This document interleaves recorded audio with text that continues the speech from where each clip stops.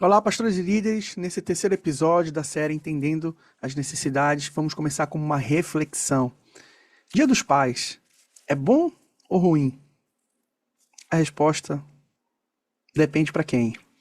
O dia é realmente bom, indiscutível, mas para cerca de 5,5 milhões de crianças que não têm o pai registrado na sua certidão de nascimento, esse dia tende a ser um dos piores dias do ano, ou insignificante, sem valor.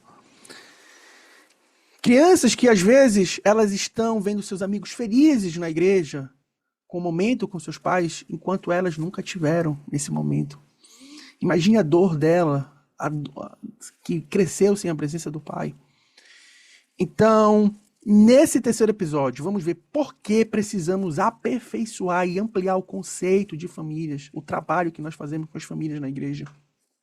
Fundamental você assistir os outros vídeos da série, vai dar base para esse. Enquanto passa o trailer aí, Love Pastors, nós produzimos materiais, treinamentos gratuitos para pastores, totalmente gratuito. Diversas áreas, você vê aqui no nosso canal no YouTube, e-books. Então, segundo o IBGE, cerca de 11 milhões e meio de lares são chefiados por mães solteiras. Isso reflete um número, é muito expressivo isso, né, pastor? 11 milhões de pessoas que não têm paz no seu cotidiano, seja por separação, abandono e outras razões. E o que isso implica para a gente, pastores e líderes? É que se a gente só fizer igreja, prática, mentalidade, comunicação, programação, liturgia, somente para famílias, pessoas que são de famílias tradicional, estruturada, nós não iremos entender uma grande camada da sociedade brasileira. Exemplo, no Dia dos Pais, então essas crianças ficam muito ruins. Então, como é que a gente pode trabalhar? A gente tem que pensar nesse dia. Como é que a gente pode ministrar especialmente para essas pessoas, para as pessoas que não nasceram sem pai, ou para mães solteiras. Muito legal lá na Bethel, eles pegam no dia dos pais, eles dão uma oferta, eles tiram uma oferta para quem é mãe solteira. Então, que mensagem encorajadora para seja legal, empolgante para essa mãe, para esse grupo. E existe esse mundo real e ideal. O mundo real, o ideal é que todas as famílias são boas, estruturadas, mas a realidade é que muitas famílias estão destruídas. Antigamente não se tinha tanto essa disfuncionalidade do como tem hoje, então a gente precisa perceber que isso está aumentando cada vez mais. E o problema é que o nosso modus operandi como igreja é como se todos tivessem uma família estruturada, que é algo que era muito comum no passado. Então, o que leva a isso é que a gente não atende às necessidades corretamente, e a gente precisa fazer adaptações. Então é como você andar de carro de Mercedes, carro importado no Brasil. É muito buraco, asfalto, rua desnivelada, não sei na sua cidade aqui, é comum, lombada sem noção. E você anda mais na periferia, em muitos lugares aqui de Fortaleza, você anda muito mais rápido no Fiat no Vivace do que numa Mercedes. Só no Brasil isso. Então, carro importado é feito por uma realidade. E ele precisa fazer adaptações quando vir aqui para o Brasil, numa realidade de países ricos, estradas perfeitas. Então, a grande tarefa é garantir, pastores, que a gente vai ver aqui, é garantir que essas necessidades desses diversos subgrupos da igreja sejam atendidas. E a gente já viu que há subgrupos mais vulneráveis e que muitas vezes a gente não está percebendo e a gente precisa aperfeiçoar a maneira como a gente faz. E uma reflexão muito, muito interessante é que as pessoas que têm uma família estruturada, elas são mais estáveis na fé do que aquelas que não têm. Elas tendem, certo? Porque a família estruturada proporciona um ambiente mais favorável para o desenvolvimento espiritual das pessoas. Então, ou seja, quanto mais uma família estruturada, uma família cristã estruturada, menos os seus membros vão precisar de ajudas, de programas, em todos os sentidos, da igreja, inclusive em área assistencial. E a gente até aumentando esse conceito de família estruturada, é que imagina aquela família, isso acontece, tem muito, principalmente nos Estados Unidos, família multigeracional, com vários membros unidos, que eles são amigos, eles conversam, diversos irmãos se ajudam, avós, bisavós, sábios, que dão apoio, os avós dando apoio emocional, sabedoria para os seus netos. Então vou pegar aqui o case da família Billy Graham. Uma família dessa precisa pouco de quase nada ajuda do Estado. A própria família se compartilha os seus recursos, o network, conhecimento e habilidade. E aqui algumas razões porque as famílias estruturadas tendem a ser mais estáveis. Base sólida, isso é muito importante você saber. Base sólida e apoio emocional e suporte durante as crises. Então, geralmente oferece uma segurança maior emocional, onde seus membros se sentem amados, apoiados e cuidados. Esse apoio emocional cria um terreno fértil para o desenvolvimento firme da fé, já que esses indivíduos podem se sentir seguros para explorar e confiar em Deus.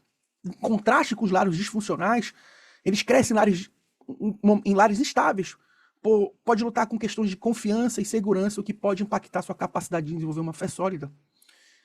Vou falar mais uma família estruturada é mais comum que haja modelos, referências de prática de fé, como os pais ou das pessoas que vivem nesse lar. Quando os filhos observam a fé sendo vivida, eles têm referência, eles conseguem ver maneiras práticas, genuína, e tem mais chance de internalizar, e já sabe melhor o caminho e permanecer firme na fé.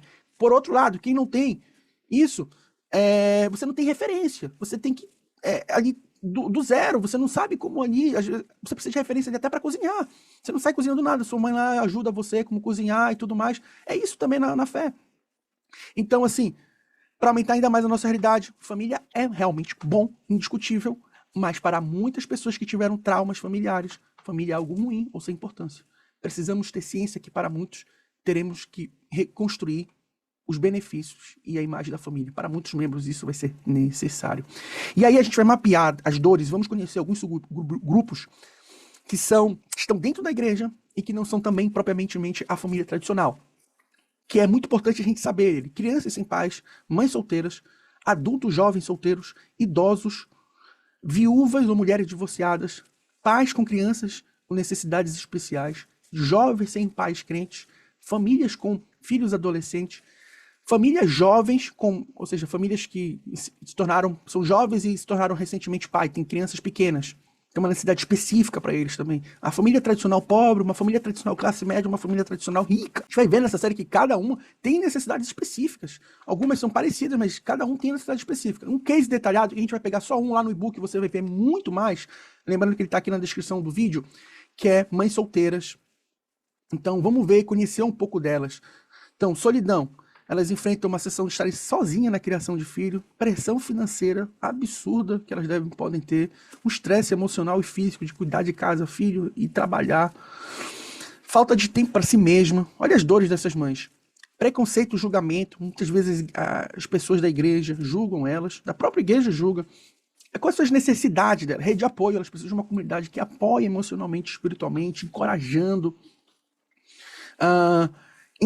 Ensinamento bíblico com equilíbrio, ela precisa de conselhos bíblicos para não negligenciar a sua própria saúde, sua vida espiritual e emocional, ela precisa de apoio financeiro, ela precisa de mentoria com mulheres ou pessoas, líderes mais experientes, ela precisa de um ambiente acolhedor, ela precisa chegar na igreja e ser amada, sentir que ela é valorizada, e ela precisa de descansar e recarregar as suas energias, e muitas vezes ali é na sua igreja. Que pesado é ser uma mãe solteira, né? E eu quero trazer uma reflexão que isso é muito importante, pastores, muito, muito, muito mesmo. Se a gente for pensar, quem se exige mais espiritualmente? O que é mais difícil? Uma mãe casada ou uma mãe solteira? Seja porque essa mãe solteira foi divorciada, talvez ela cresceu na igreja, o marido traiu ou fugiu, ou faleceu, deixando ela sozinha com 2 filhos. Ou então porque ela se converteu e está há 10, 5 anos na fé já. E quantas Noemis, mães solteiras, tem dentro das nossas igrejas? Mulheres que são valentes, apesar dos reverses, são inabaláveis na fé. Bendito seja ele do Senhor, que não tem deixado a benevolência nem aos vivos e nem aos mortos.